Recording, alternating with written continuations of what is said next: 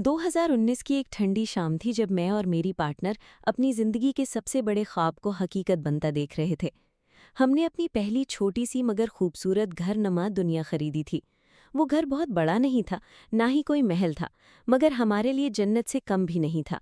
छोटा सा लॉन, सफ़ेद दीवारें, लकड़ी की खिड़कियां और सामने रहने वाले वो पड़ोसी जो हर सुबह मुस्कुराकर सलाम करते थे। जिंदगी पुरसुकून थी, शायद हद से ज्यादा पुरसुकून। 1.5 साल बाद किस्मत में हमें एक और मौका दिया। हमारे बराबर वाले पड़ोसी अपना घर बेच रहे थे।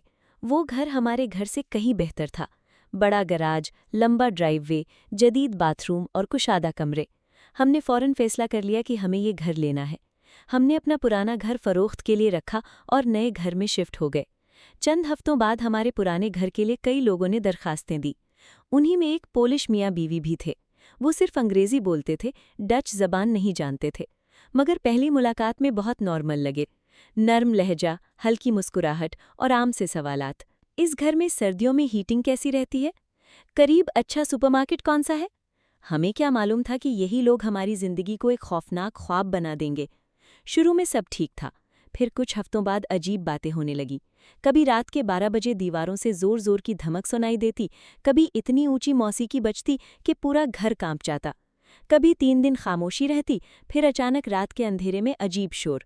हम खुद को समझाते रहे कि शायद नए लोग हैं, वक्त के साथ सब ठीक हो जाएगा। फिर पहली खतरनाक बात हुई। एक दिन मैंने देखा कि पड़ोसी की गाड़ी बुरी तरह तबाह हो चुकी थी। दोनों साइड से ऐसे लग रहा था जैसे किसी ने पूरी रफ्तार से दीवारों में दे मारी हो। मैंने हंसते हुए पूछा, ये क्या हुआ? वो घबरा कर बोला, एक तरफ कंक्रीट पोल था, दूसरी तरफ एक ट्रेलर गलत मोड़ ले गया। उसकी बात में अजीब झिझक थी, जैसे वो झूठ बोल रहा हो। लेकिन हमने मजीद सवाल नहीं किए। शायद हमें वहीं रुक जाना चाहिए था। एक शाम तकरीबन 6 बजे अचानक उसका फ़ोन आया। उसकी आवाज़ बुरी तरह कांप रही थी। प्लीज़ बाहर देखो, कुछ लोग मेरे कैमरों को घुमा रहे हैं, शायद घर में घुसने वाले हैं। मैं और मेरी पार्टनर फ़ौरन खिड़की की तरफ भागे। 2 आदमी वाकई घर के बाहर खड़े थे, चेहरे ढके हुए। वो कैमरे मोड़ रहे थे। फिर उन्होंने दरवाज़ा तोड़ दिया। हमने फ़ौरन पुलिस को कॉल की, लेकिन पुलिस को आने में 20 मिनट लग गए। तब तक वो लोग गायब हो चुके थे। पड़ोसी की बीवी चीखती हुई अपनी गाड़ी से निकली और सीधा अंदर भागी, अपनी छोटे फ्रांसीसी बुलडॉग को ढूंढने। इसी दौरान मैं अपना कुत्ता लेकर बाहर निकला तो मेरी नज़र अजीब मंजर पर पड़ी। पड़ोसी का शौहर 3 गलियां दूर अपनी गाड़ी पार्क कर रहा था, जैसे जानबूझकर पुलिस से बच रहा हो। इस वक्त ये बात इतनी अजीब नहीं लगी, लेकिन बाद में सब समझ में आने लगा। जब हमने डोरबेल कैमरे की वीडियो देखी तो रोंगटे खड़े हो गए। चोर अंदर घुसने से पहले पोलिश जबान में खड़े बातें कर रहे थे, जैसे फैसला कर रहे हों कि कौन सा घर टारगेट करना है। कुछ चोरी नहीं हुआ, कोई पकड़ा नहीं गया। मैंने पुलिस को कहा, ये सब सेटअप लगता है, मगर किसी ने मेरी बात संजीदगी से नहीं ली। एक हफ्ते बाद मैं एक दोस्त की हाउस वार्मिंग पार्टी में था जब मेरी पार्टनर का मैसेज आया। फिर से बहुत जोर की मौसीकी चल रही है। मैंने तवज्जो नहीं दी। फिर कुछ मिनट बाद उसका फ़ोन आया। उसकी आवाज़ में ऐसा खौफ था जो मैंने पहले कभी नहीं सुना था। जल्दी घर आओ। मैं भागता हुआ घर पहुंचा, और जो मंजर देखा वो आज भी ख्वाबों में आता है। पड़ोसी की गाड़ी पूरी रफ्तार से हमारे फ्रंट गार्डन को तबाह करती हुई उसके अपने घर के दरवाजे में घुसी हुई थी। 2 आदमी जल्दी जल्दी महंगे टीवी, स्पीकर्स और इलेक्ट्रॉनिक्स गाड़ी में भर रहे थे। वही आदमी, वही चेहरे, वही लोग जो पिछले हफ्ते आए थे। इस बार पुलिस सिर्फ 7 मिनट में पहुंच गई। उन्होंने दोनों आदमियों को रंगे हाथों पकड़ लिया। जब आईडी मांगी गई तो उन्होंने कहा, हमारे पास कुछ नहीं।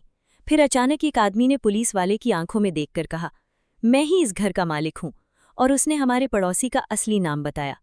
लेकिन मसला ये था कि हमारा पड़ोसी 9 महीनों में कभी डच नहीं बोला था, और ये आदमी रवानी से डच बोल रहा था, पोलिश लहजे के साथ।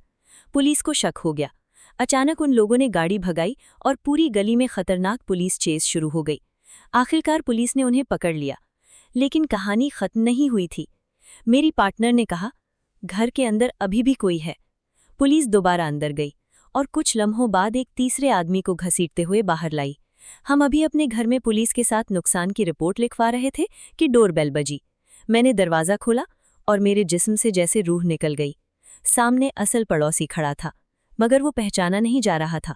उसका चेहरा खून से भरा हुआ था। एक आंख कंप्लीट बंद थी, होंठ फटे हुए, बाजू अजीब जाविये से लटक रहा था, जैसे उसे बुरी तरह तशद्दुद का निशाना बनाया गया हो। पुलिस अफसर ने फौरन सवाल किए, मगर वो कुछ बोलने पर तैयार नहीं था। वो सिर्फ गुस्से और खौफ से कांप रहा था। आखिर पुलिस ने उसे वापस भेज दिया। रात तकरीबन 10 बजे फिर डोरबेल बजी। वो फिर वापस आ गया था, अस्पताल से। वो हमारे पोर्च पर खड़ा मुसलसल बेल बजा रहा था। हम खामोश अंधेरे में स्क्रीन देखते रहे। फिर अचानक एक गाड़ी गली में दाखिल हुई। पड़ोसी घबरा गया। वो फौरन भागकर हमारी गाड़ियों के पीछे छुप गया। एक जख्मी, खून में लथपथ आदमी रात के अंधेरे में हमारी गाड़ियों के पीछे छुपा हुआ था। वो मंजर किसी हॉरर फिल्म से कम नहीं था।